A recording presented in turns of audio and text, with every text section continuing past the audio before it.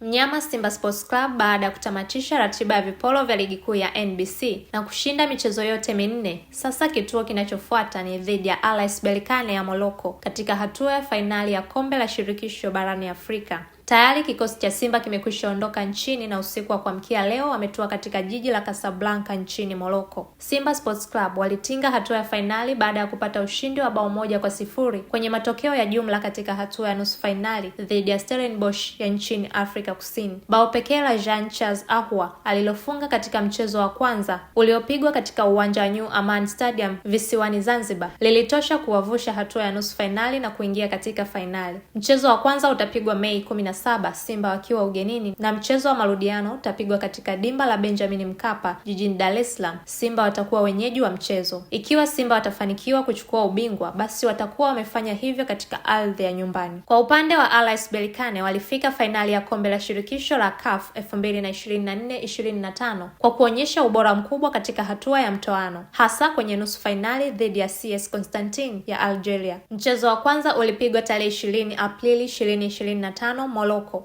RS Berkane wakiwa katika uwanja wao wa nyumbani walishinda kwa kishindo cha mabao 4-0 dhidi ya CS Constantine. Mabao hayo yaliwapa faida kubwa kuelekea mchezo wao wa marudiano. Mchezo wa pili ulipigwa tarehe 27 Aprili 2025 Algeria. CS Constantine wakiwa kwenye uwanja wao wa nyumbani walishinda bao 1-0, lakini haikutosha kufuta hasara ya mchezo wa kwanza. RS Berkane walifuzu kwa jumla mabao 4-1. Katika kipindi cha miaka 7 iliyopita, RS Berkane wamefika fainali ya kombe la shirikisho la CAF mara 5, wakitwaa taji hilo mara 2 na kupoteza mara 2. Asante sana kwa kuendelea kuiamini na kuipa nafasi wa kusoma media. Naitwa Jessica Bitus. Kwa heri kwa sasa.